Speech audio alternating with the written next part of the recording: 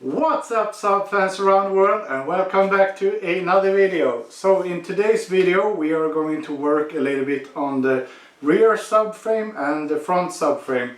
We're going to change the control arms, we're going to install some new bushings, we are going to paint a bunch of stuff so it looks a little bit more nice. So I have already started. If you follow me on Instagram or Facebook, you know that I have already started with the rear subframe. From the beginning it looked like there was no saving of it, so I actually looked for another one and I found one locally, and when I called the junkyard to buy it, they said it was reserved for another person, so I said just F it. Let's go with the one I have, and I used some Hagman's products to remove the rust. The best way would have been to just blast it, sandblast it or grit blast it, but since I'm working on the engine, I'm working on the car, I don't want to start a blaster inside here. It's already messy as it is. So let me show you what I have done so far, and then we will continue with the front subframe. So this is what the parts looks like right now. Here we have the rear subframe. I gotta throw in like a picture or a video clip how it looked before.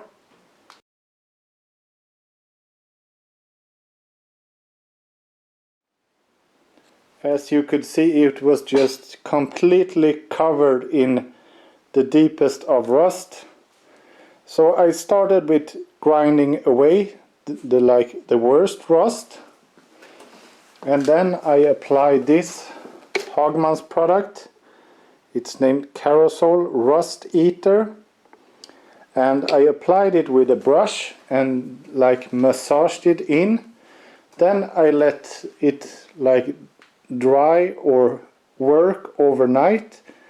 Then I applied some water to rinse it off, and then I applied a new coat and let it work for another 24 hours.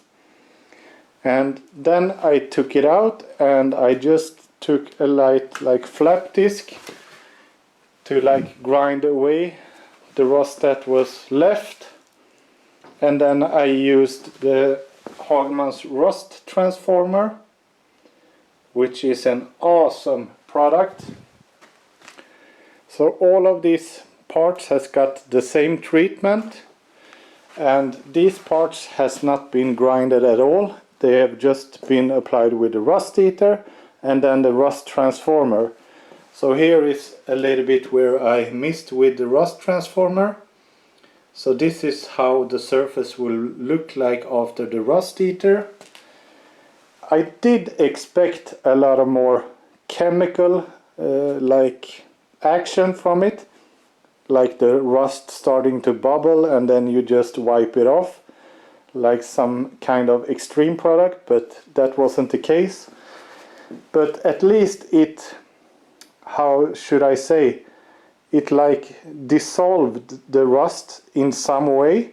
So when you applied some more with a brush, you could actually see that the rust was going away. It's a really slow process, but as I said in the beginning, if you don't have an access to a blaster, which I got right here by the way, and some blasting sand, and don't want to use like the blasting inside an environment like this, and when you got like engine covers, engine block, of course you don't want sand in that because it would just ruin the whole build. So we will try to keep it clean.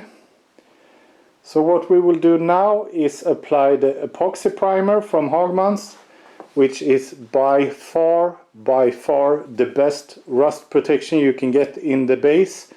Then we will just spray on a black color so we got a nice touch to it, because the rear subframe is going to get worked on.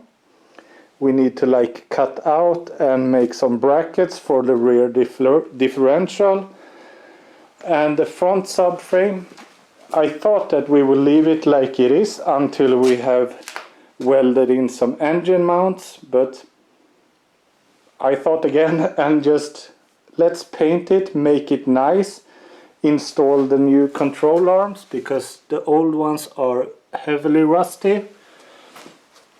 Just make it fresh and it looks nice. Then it will be so much more to work with it. Of course we need to grind where we are going to weld and where we are going to cut into the subframe, but this far I just want it to look nice. Then it will be so much more fun. And the front subframe, of course, we are going to change the bushings. So I got some new bushings from Maptune Performance right here. So we will install those. But as of right now, I think it's pretty nice weather outside. It's not super nice, but it's okay. So we will be working outside today. So I will just drop the subframe and then set up the stuff outside, and then we will start the work.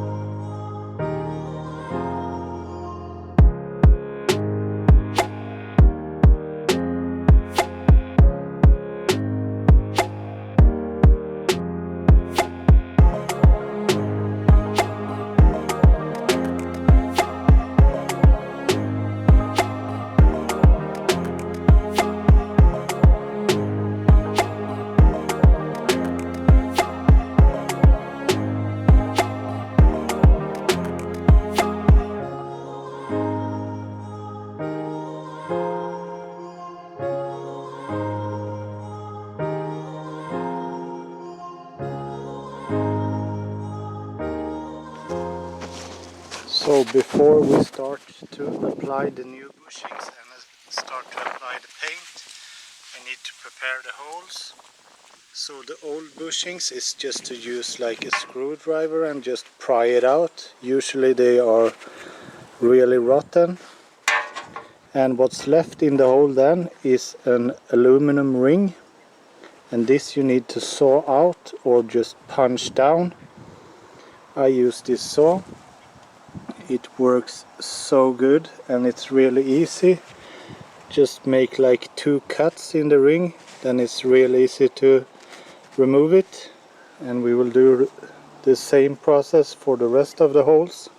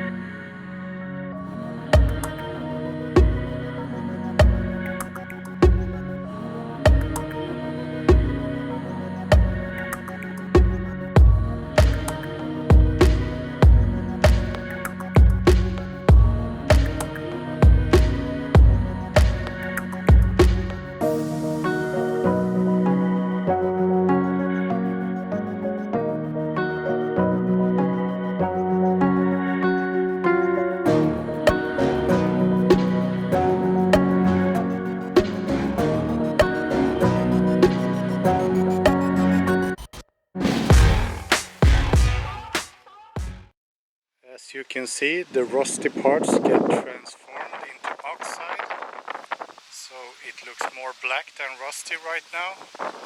And I have prepared all the other parts as well that's going to receive the primer and then later some paint. So now we are going to go in and mix up some of the primer. Get this, and this is world class. This is a really nice epoxy primer. So we're just gonna mix this up.